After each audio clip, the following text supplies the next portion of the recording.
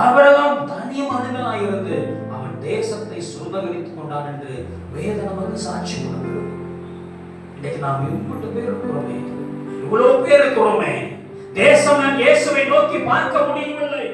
தேசம் இயேசுவை இன்னைக்கு தேவன் பக்கமாக திருப்ப முடியவில்லை. இன்னைக்கு தேவப்படைகள் ஆயத்தமாய் இல்லாமல் இருப்பதே காரணம். நாம் ஆயத்தப்பட்டால் ஆளுகை செய்து கொள்வோம் தேசத்தை. ஆயத்தமாய் இருக்கிறோம்.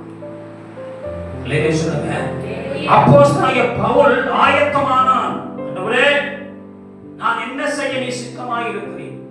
நான் என்ன செய்ய சித்தமாய் என்னை அழைத்திருக்கிறேன்? நான் உலக வாழ்க்கையில் கடந்த பாவத்தில் கடந்த கொலைகாரனா கடந்த ஆண்டவரே, என்னை கொண்டு நிறுத்தி வச்சிருக்கிறீரே, எனக்கு ஜீவன் தந்திருக்கு, நான் என்ன செய்ய சித்தமாய் இருக்கிறேன். அதுதான் ஊழியத்தின் ஆரம்ப ஜெபம்.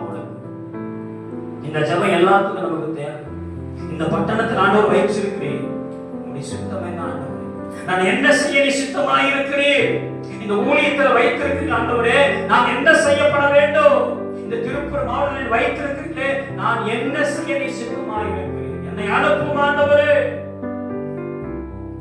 அவன் தேசத்தை ஆளுகை செய்தான், ஆழ்த்துவத்துக்கு வந்தான்.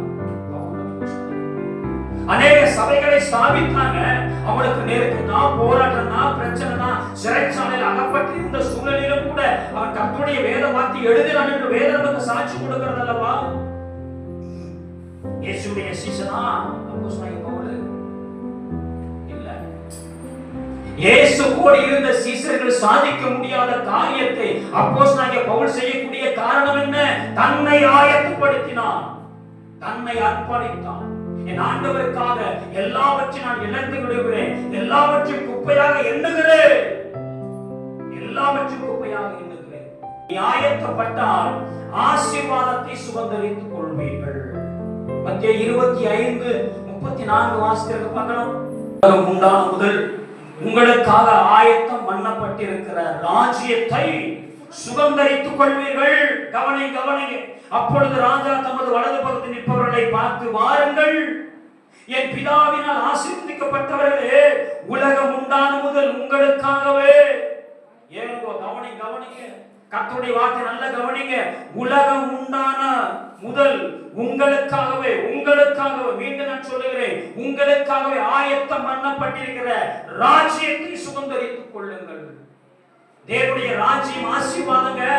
நீ ஆயத்தப்பட்டால் ஆசீர்வாதத்தை சுதந்தரித்துக் கொள்வாய். நீ ஆயத்தப்பட்டால் நித்திய ஜீவனை சுதந்தரித்துக் கொள்வாய். உலகம் உண்டான முதல் நமக்காகவே ஏற்படுத்திய, நமக்காக ஆயத்தம் பண்ணின அந்த ராஜ்யத்தின் ஆசீர்வாதத்தை சுதந்தரித்துக் கொள்வோம். இன்னைக்கு நாம் ஆயத்தமாக இருக்கிறோமா? அல்லேலூயா. ஒருவேளை ஆயத்தம் இல்லாம இருப்போமானால் அடுத்த வாரத்துல நம்ம அந்த 10 கன்னிகளை உள்ள கொண்டு பேச போறோம். அல்லேலூயா. நாம் அந்த அவருடைய முழுமையான காரியத்தை அடுத்த வாரம் நம்ம தியானிப்போம். ஆகவே இன்றைக்கு கர்த்தருடைய வார்த்தை சொல்வது தேவப்பிள்ளை, நீ ஆயத்தப்படு. நீ ஆயத்தப்பட்டால் ஆதாயமாக்கிக் கொள்வீர்கள். முதல் பாயிண்ட். நீ ஆயத்தப்பட்டால் ஆளுகை செய்து கொள்வீர்கள். இரண்டாவது பாயிண்ட். நீங்கள் ஆயத்தப்பட்டால், நீயும் நானும் ஆயத்தப்பட்டால் ஆசீர்வாதத்தை சுதந்தரித்துக் கொள்வோம். சொல்லுங்க. அப்ப இன்னைக்கு நம்ம ஆயத்தப்படுத்தப்பட வேண்டும். எதிரெல்லாம் நம்ம ஆயத்தப்படணுங்க. நம்முடைய பரிசுத்தமுள்ள வாழ்க்கையை நீ ஆயத்தப்படுத்திக் கொள்ளணும். வேத வசனத்தை தியானிப்பதற்கு உன்னை ஆயத்தப்படுத்திக் கொள்ள வேண்டும். தேவ சமூகத்தில் தேவனை நோக்கி பார்ப்பதற்கு நீ ஆயத்தப்பட வேண்டும். அவருடைய வருகைக்கு நீ ஆயத்தப்பட வேண்டும். அநேக ஆத்துமாக்களை சந்திப்பதற்கு நீ ஆயத்தப்பட வேண்டும். இன்னைக்கு நம்ம ஆயத்தமாக இருக்கிறோம். எல்லாம் முழங்கால் படிச்சு ஆண்டுடைய கரத்தில் அர்ப்பணிக்க பார்க்கலாம்.